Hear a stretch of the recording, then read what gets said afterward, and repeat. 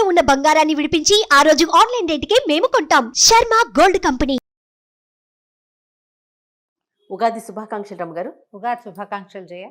అలాగే సుమన్ టీవీ ప్రేక్షకులందరికీ ఈ సంవత్సరం మనమంతా చాలా సంతోషంగా, ఆరోగ్యంగా, ఆనందంగా అందరం ఉండాలని కోరుకుందామండి. మరి ఈ సంవత్సరం యొక్క విశిష్టత ఏంటి, అసలు ఉగాది యొక్క విశిష్టత? ఈ ఏడాది ఎలా ఉంటుంది ఏమిటి అవన్నీ చదువుకుంటాము, పెద్దవాళ్ళ దగ్గర వింటాము. ప్రతి సంవత్సరము చెప్పుకునేదే.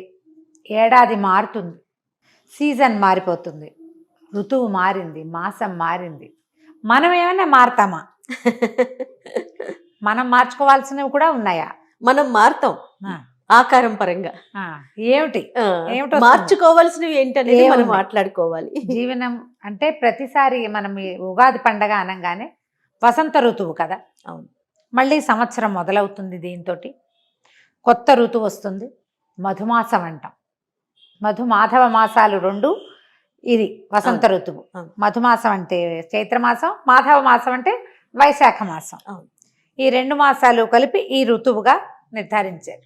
ఇప్పటిదాకా అంటే ఇది వరకు ఈ పండగ వస్తూనే చిన్న చిన్న పిందెలు, చిటిపొట్టి పిందెలు, మామిడి పిందెలు కనపడే. ఇప్పుడు ఆవకాయకి సరిపడా ఆ మాత్రం కాయలు, రమ్మగారు పళ్ళు కూడా వచ్చేస్తున్నాయండి, పళ్ళతో సహా వచ్చేస్తున్నాయి. అంటే కాలంలో మనకేంటంటే సీజన్స్ కూడా స్పీడ్ అయిపోతాయి, పరుగు పెడుతున్నాయి మనతో పాటుగా. అవి కూడా రోజులు వాటంతట అవి వెళ్తూ ఉంటాయి. కాకపోతే ఆ రోజులు ఋతువుల్లో రావాల్సిన మార్పులు కొంచెం ముందుగానే కనపడుతూ ఉంటాయి. కానీ వసంత ఋతువు వచ్చేసరికల్లా ప్రకృతి అంతా శోభాయమానంగా మారిపోతుంది. చిగుళ్ళు పెడతాయి, పూతలు పెడతాయి, మా కోయిలలు కూస్తూ ఉంటాయి. నేను ఒక నెల క్రితం నుంచే వింటున్నాను కోయిల కూత. మా ఇంటి దగ్గర ఒక మామిడి చెట్టు మీద కూస్తూనే ఉంటుంది, అదే పని మీద ఉంటుంది అది. సో సీజన్ని బట్టి మనం కొన్ని పద్ధతులు, కొన్ని ఆలోచనలు, కొన్ని అవగాహనలు అవి మార్చుకోవాలి. ప్రతి సంవత్సరం నూతన సంవత్సరం ఉగాది అనగానే పండగ రోజు ఏం చేయాలి, ఏం చేయకూడదు? అభ్యంగన స్నానం చేయాలి. అయితే మనం మామూలుగా చెట్ల ఆకులు అవి వేసుకుని స్నానాలు చేసే పద్ధతి ఈ పండగకు ఉండదు. మనం రథసప్తమికి కూడా మన జిల్లేడు ఆకులు పెట్టుకున్నాం కదా. మామూలుగా పల్లవాలు అంటారు చూడు, మర్రి, రావి, జువ్వి, మేడి, మామిడి అలాంటి ఆకులని నీటిలో వేసుకుని చేస్తే ఔషధ స్నానంలాగా అవుతుందని మంచిదంటారు. దొరికితే ఏమైనా 2 ఆకులు వేడి నీళ్ళల్లో వేసుకుని ఆ నీటితో స్నానం చేయటం ఓకే, కుదిరితే.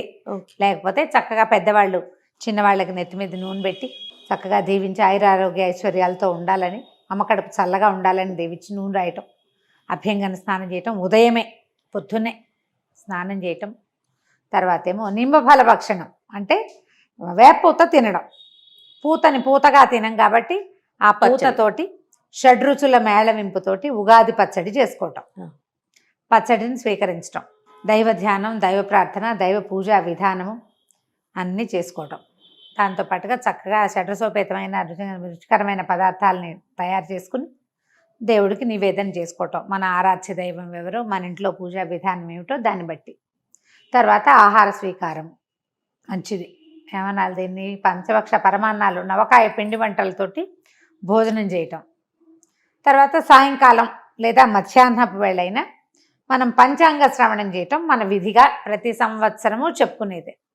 ఋతువు మారుతుంది, చెట్లు పాత ఆకుల్ని రాలగొట్టేసుకుని ఉంటాయి ఆల్రెడీ, కొత్తగా చిగుర్లు వేస్తాయి, కొత్తగా పూత వస్తుంది, కొత్తగా కాపు వస్తుంది, అన్నీ కొత్తవే. ఎండాకాలం మొదలైపోతుంది, సూర్యుడు తేజస్సు పెరిగిపోతుంది. చైత్రం రాగానే మొదలు కరకరలాడే ఎండ మనకు ఒక 15 రోజుల క్రితం నుంచే కరకరలాడుతుంది. ఇప్పుడు ఏంటంటే ఎండ వల్ల వచ్చే బాధలు మొదలవుతాయి.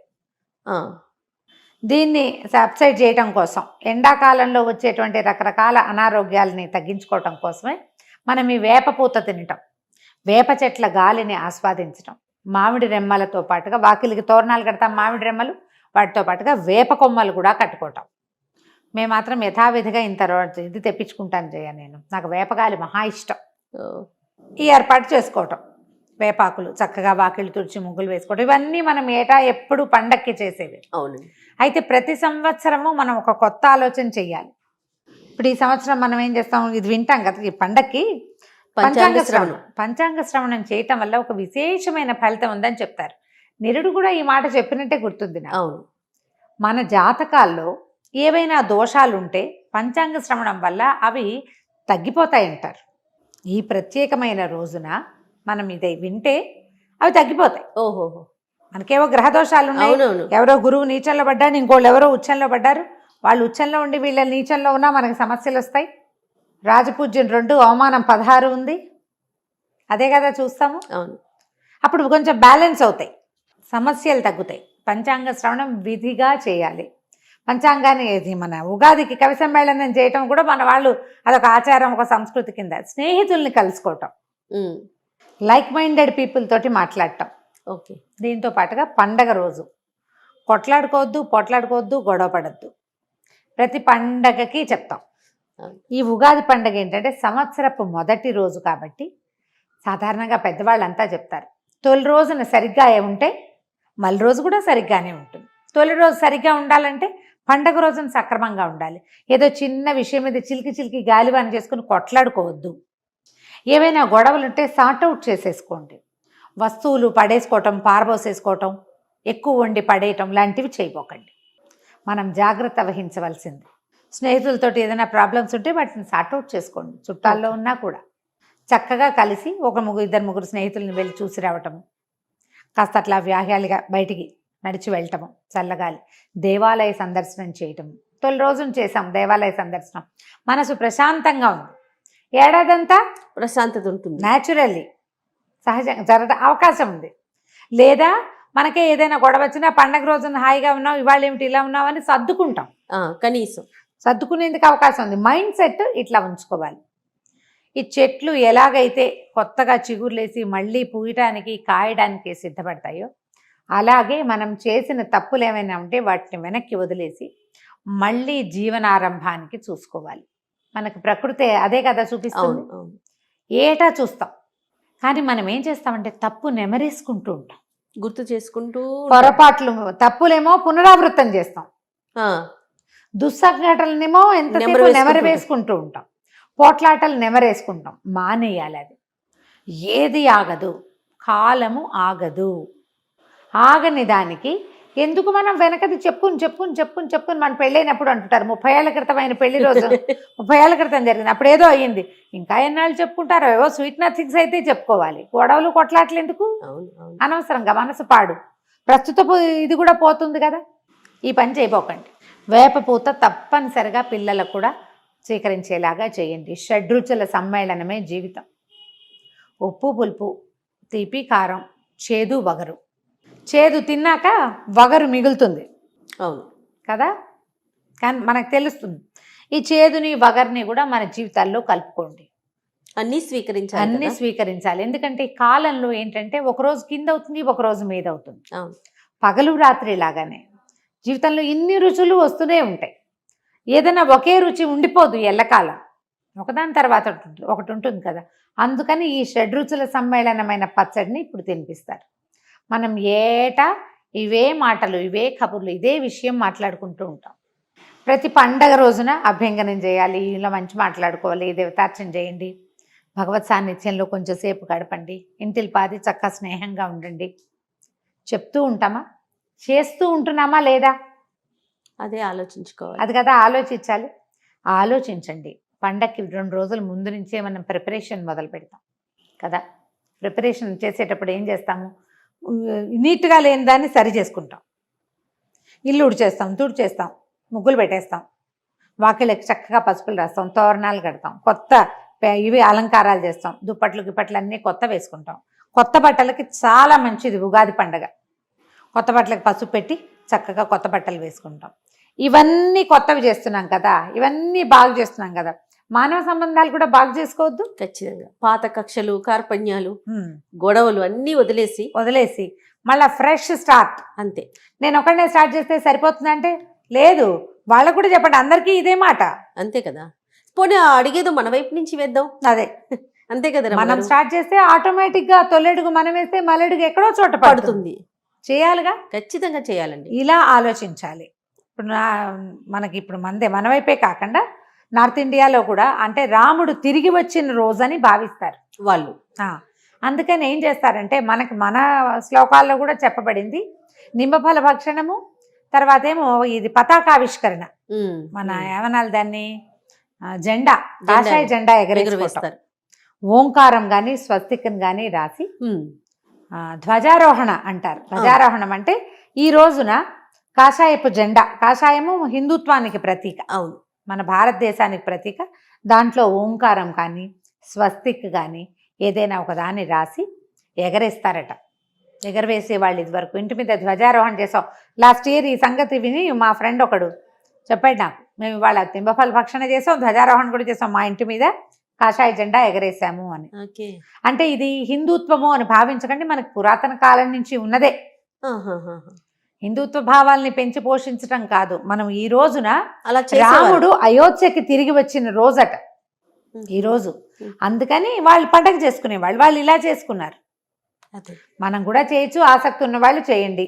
లేకపోతే మన మామూలు పద్ధతి ప్రకారమే వాకిళ్ళకి పసుపులు రాయటం, వాకిట్లో చక్కగా ముగ్గేసుకోవటం, పువ్వుల దండలు కట్టడం, మామిడి మండలు వేప మండలు కట్టుకోవటం, వేప పువ్వు తెచ్చుకోవటం, చక్కగా బాగు చేసుకుని కాస్త చింతపండు పులుసు, అందులో వేప పూత కలిపి, తర్వాత ఉప్పు బెల్లము, ఇదివరకు మిరియాలు వేసేవాళ్ళు, తర్వాత కాలంలో పచ్చిమిరపకాయ వేసుకుంటున్నాము మనం. వాళ్ళ తర్వాత పచ్చిమిర్చి అలవాటు అయిపోయింది కదా. దీంతో పాటుగా చిన్న మామిడికాయ, లేత మామిడికాయ పిందెలు సన్నటి ముక్కలు తరిగి అవి కూడా కలుపుకోవటం. నేనైతే ఎవ్రీ ఇయర్ చెప్పేది 2-3 అరటిపళ్ళు వేసుకుంటాను, నేను బైండింగ్ బాగుంటుందని.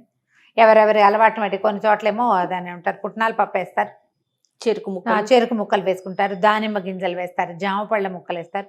మీ ప్రాంతపు ఆచారాలు పద్ధతుల ప్రకారం వేప పూత వేసినటువంటి ఉగాది పచ్చడిని స్వీకరించండి. గొడవలు లేని ఉగాది పండగ, ఆరోగ్యాన్ని కలిగిన ఉగాది పండగ మన సొంతం కావాలి అనుకోండి. పండగ బాగుంటే ప్రతిరోజు పండగగానే ఉంటుంది. పైగా ఇటీవల కాలంలో ఏంటంటే మనకు కొన్ని ఏళ్ళుగా న్యూ ఇయర్ January 1st ఇచ్చిన ప్రాధాన్యత మనం ఉగాది పండగకి ఇవ్వటం లేదు. పిల్లల్లో కొంచెం ఉత్సాహం తగ్గుతుంది. పెద్దవాళ్ళు మనం చేయకపోబట్టే కదా ఇంట్లో పిల్లలకి తెలియకపోవటం. అందుకని ఇది మన దేశపు పండుగ, మన పండుగ. పైగా December 31st January 1st వెదర్లో వచ్చే డిఫరెన్స్ ఏం లేదు. అవును, డిసెంబరు జనవరి పేర్లు మారుతాయి, ముందు రోజు చలే మర్నాడు చలే. మనకి చూడండి మా ఫాల్గుణ మాసం చైత్ర మాసానికి ఎంత డిఫరెన్స్ వచ్చేస్తుందో. అవునండి, డ్రాస్టిక్ చేంజ్ కనిపిస్తుంది, విపరీతమైన మార్పు కనిపిస్తుంది. పండగ వెళ్ళిన 3వ రోజు నుంచి కాలడం మొదలు పెడుతుంది. మనకి వెదర్లో వచ్చే మార్పుని తెలుసుకోవాలి. పైగా ఇప్పుడు ఎండాకాలం ఏంటంటే మనకి ఎండ వల్ల వచ్చేటువంటి బాధలు ఎక్కువ వస్తాయి, ఆట్లమ్మలు, పొంగులు, అలాంటి జ్వరాలు వస్తాయి, స్కిన్ ప్రాబ్లమ్స్ వస్తాయి. దానికి వేపపూత మందుగా పనిచేస్తుంది. వేపపూతని అమృతంగా భావించాలి. చక్కగా మంచి ఎండిన వేపపూతను సేకరించుకోండి, అట్టి పెట్టుకోండి. సంవత్సరంలో కొన్ని నెలలు బాగా వర్షాలు తగ్గి చలి ముదిరేదాకా కూడా నెలకోసారి తినచ్చు. ఈ సీజన్లోనే వేపపూత దొరుకుతుంది కాబట్టి పూతను సేకరించి పక్కన పెట్టుకోండి. వేపపూత సేకరించడం, దాన్ని వేయించుకుని ఎలా తింటామో కావాలంటే మనం కిచెన్లో ఒకసారి చూపిద్దాం. తప్పకుండా అండి. ఆ వేపపూత అప్పుడప్పుడు ఒక చిటికెడు అంతైనా నోట్లో వేసుకోండి. నేనైతే పచ్చి వేపపూతే తింటాను. ఎప్పుడు అంటారు కదా, తింటాను నేను, చాలా ఇష్టం నాకు. ఆ చేదుని ఆస్వాదించడం నేర్చుకోండి, అది ఒంటికి చాలా మంచిది. పండగలో భాగంగా దాన్ని కూడా తీసుకుంటాం.